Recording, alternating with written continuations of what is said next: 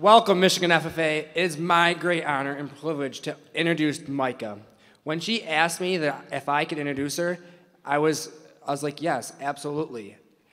If you come from a tech center, you may understand that you don't understand what FFA is, and it might be shocking.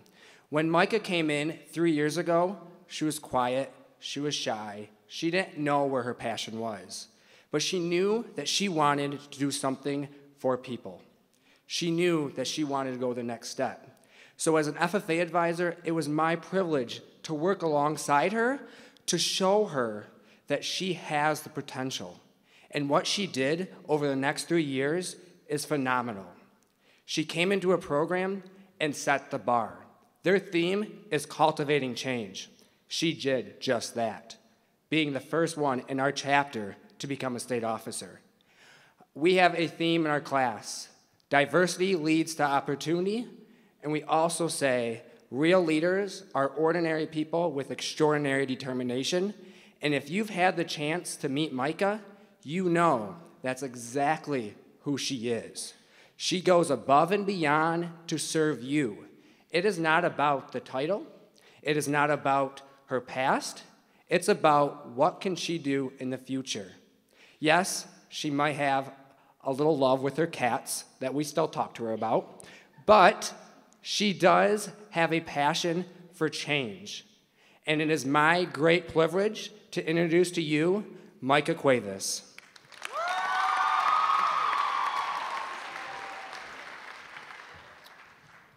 Good afternoon, ladies and gentlemen. It is my honor to be here today to say a few words about Hanna Dutcher. I had the privilege of being Hanna's high school band director. It should be no surprise that as a band director, when Hanna asked me to introduce her before she delivered her retiring address, my response was, sure, what's a retiring address? She explained to me that at state convention, I had to introduce her in front of a packed Wharton Center filled with students, teachers, and parents before she presents for the final time as a state officer. I responded with a, that sounds great. Hopefully I can do this. Then she dropped the biggest bombshell on me. I can't take more than 2 minutes. For anyone who has ever met or talked to me, 2 minutes is not enough time. When I got back home, I thought to myself, how can I introduce this outstanding young woman in under 2 minutes? What do I focus on? Do I focus on her time as a student of mine? She's passionate, hardworking, and driven, and she would accomplish anything she set her mind to. So I started typing the words, and it just didn't do her enough justice, so I started over. Do I tell a story? Should it be a happy story, like our band trip to Disney World when she was a freshman?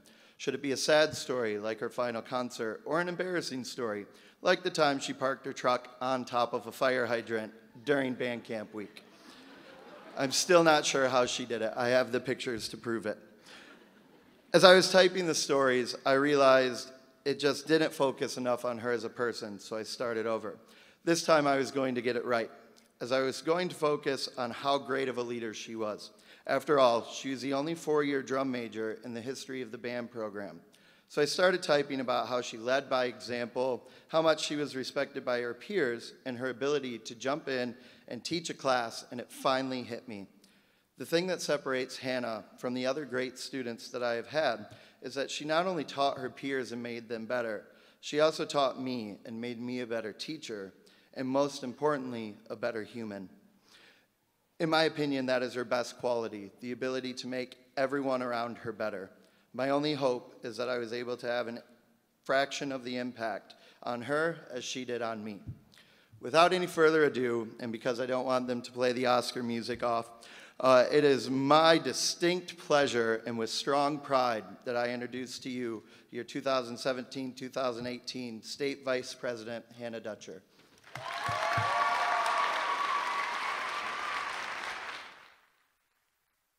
I got dreams that keep me up in the dead of night, telling me I wasn't made for the simple life.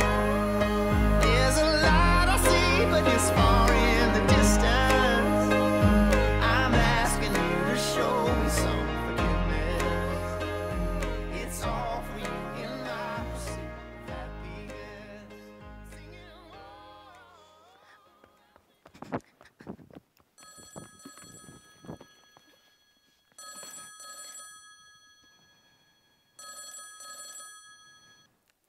Hey, Dad, I really can't talk right now.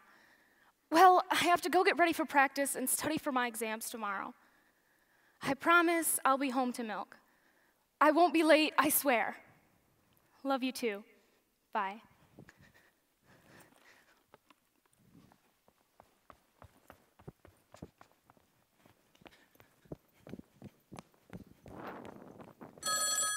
Oh man, who's calling me now? Grandma? Hello? Grandma, is that you? Yeah. Can you hear me? Hello? Do I want to get dinner tonight? I'm late to class. I have practice right after school. I've got to head straight to the swine farm after practice. And on top of all of that, I have an officers meeting tonight. So no, Grandma, I can't get dinner. I gotta go. Bye.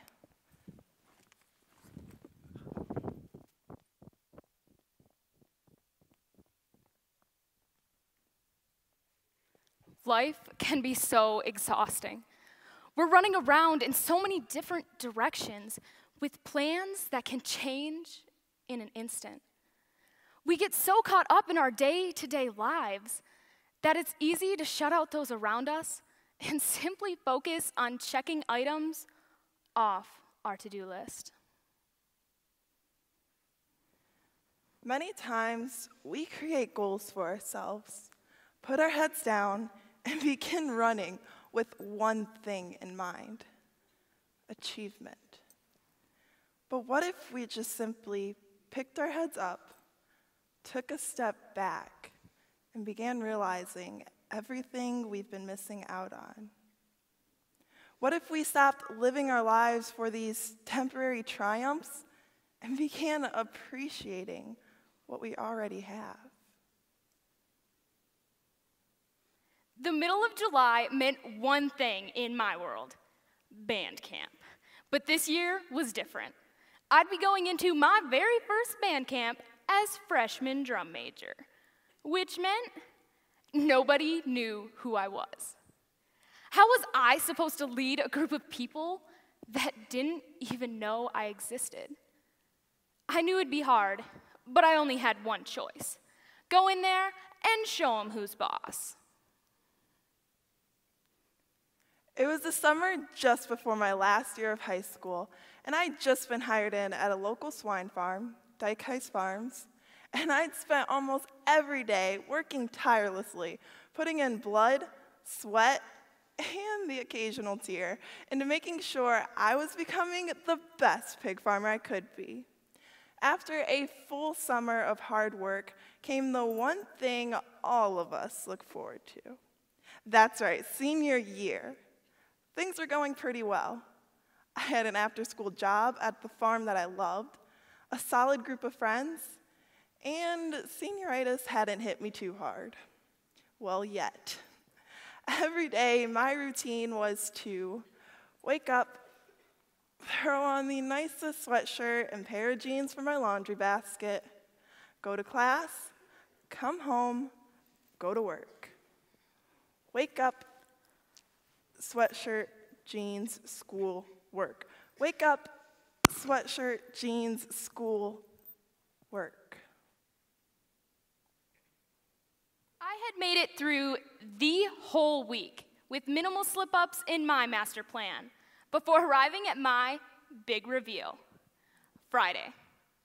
I tried to get the group's attention for morning warm-up when I realized something. Nobody was listening. So I spoke up a bit louder, trying to get my point across. And again, no response from the group. How could this be happening? I'd worked all week for this. So I did the only thing I could. Signaled my fellow drum major to take over and slowly walk to the back of the group. I kept thinking over and over again, this day could not get any worse. I was quickly proven wrong as I headed into the cafeteria for lunch. With my full plate in one hand and my music in the other, I scanned the cafeteria for a place to sit.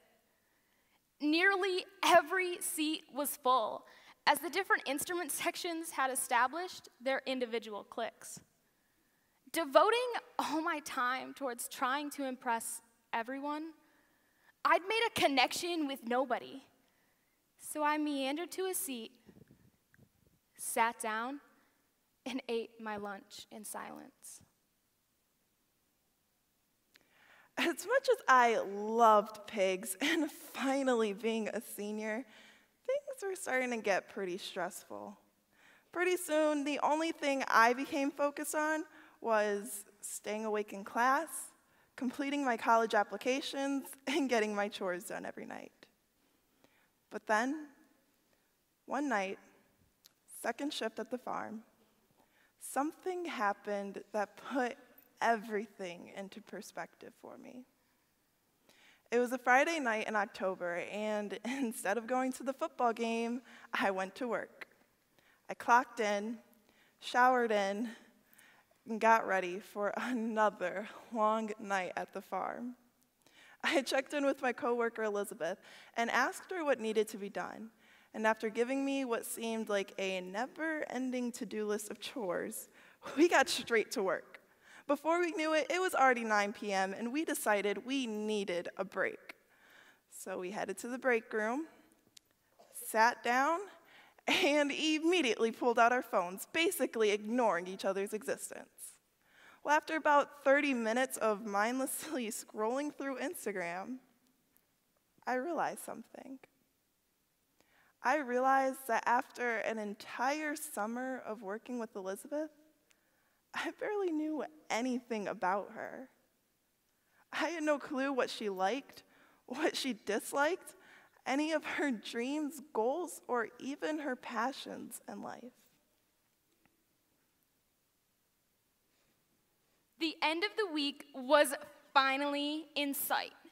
It was time for the final performance. This would be my very first time on the podium in front of the group. As I laced up my drill masters for the very first time, butterflies quickly erupted in my stomach. But this was not just normal nerves. I'd wasted all week searching for respect, and yet I still felt lost. So I turned to the one person I knew was feeling the same. Wesley Vore, the senior drum major assigned with the task of teaching me what in the world I was supposed to be doing. I'd been avoiding him all week, wanting to prove that I could do this on my own, but I knew it was time to phone a friend. I slowly walked up to Wes and said something that seemed fairly insignificant to me. "How are you doing?" Without hesitation, he erupted with exclamations of his senior year and his summer adventures. This wasn't too hard. Why was I so worried about striking up a conversation? Wes and I talked up until it was time to climb up on the podium, and then we got through the performance as a team. I put my phone down, sat up straight in my chair, and did something I was always so uncomfortable doing. I started a conversation. Being that it was October, almost Halloween, and we were in a creepy old barn late at night, I asked Elizabeth, "Hey, have you ever seen that TV show, American Horror Story?" Elizabeth sat straight out of her seat and exclaimed, "I love American Horror Story." Our love for that show led to hours of conversations that eventually led to the start of a beautiful friendship. Fast forward to present day, and Elizabeth and I have an awesome friendship.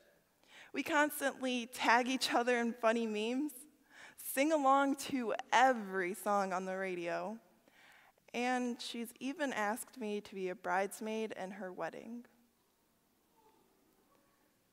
All of these memories, all of these moments we shared together wouldn't have even happened had we not decided to have that first conversation in that dark little break room about something so insignificant. What friendships are we missing out on? How many possible relationships and opportunities have we passed up just because we're so focused on ourselves and getting our task completed. If I would have just devoted some time towards getting to know Elizabeth sooner, then I might not have missed out on almost an entire year of friendship with someone who I now consider a best friend. If I would have just devoted some time to building relationships 4 days earlier, I could have had a much more successful week. I was so focused on proving myself, I wasn't willing to open up to the people around me. The rest of the marching season was spent growing closer to Wes and becoming a duo to be reckoned with. It turns out we have tons in common, including our slightly awkward senses of humor. If I would have just opened up and been willing to approach him sooner, I wouldn't have wasted so much time focusing on myself. I could have made that long week of band camp so much better for everyone if I just shifted focus from myself to the people around me. Many times in life, we get so caught up in the frenzy of getting things done. Between school, sports, family, and friends, our to-do lists grow longer each and every day.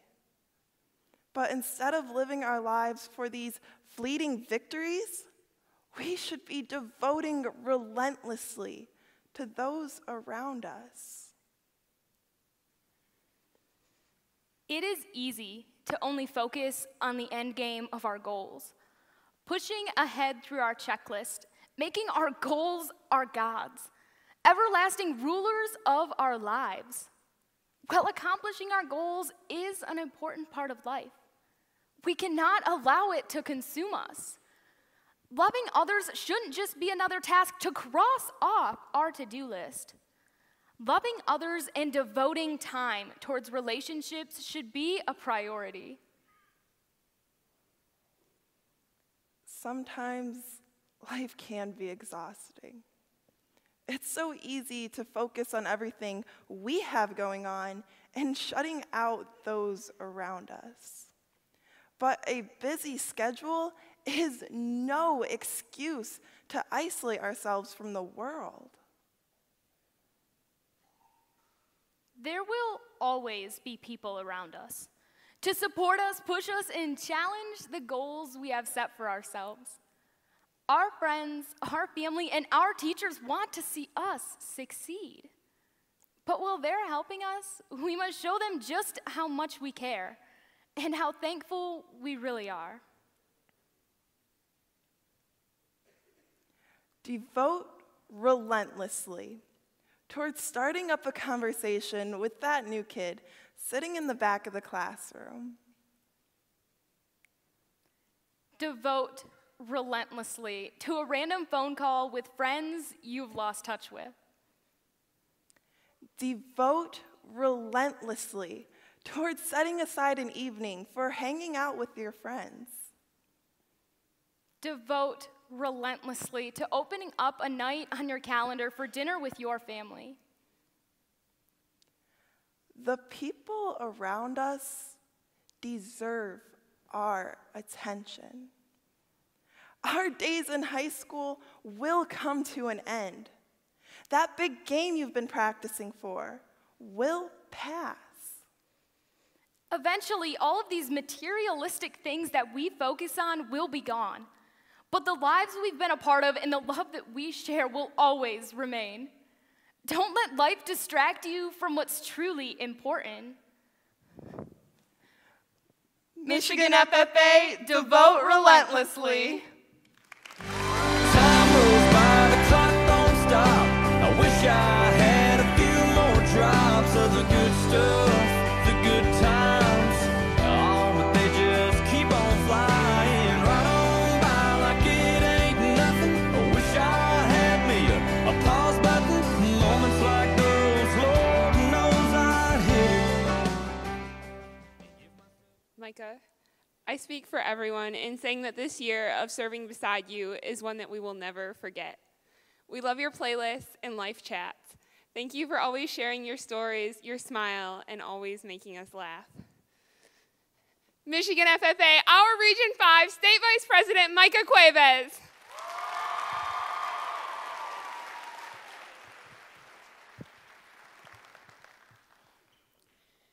Hanna, your unbelievable storytelling abilities and incredible sense of humor has given our team more laughs than we can count this year.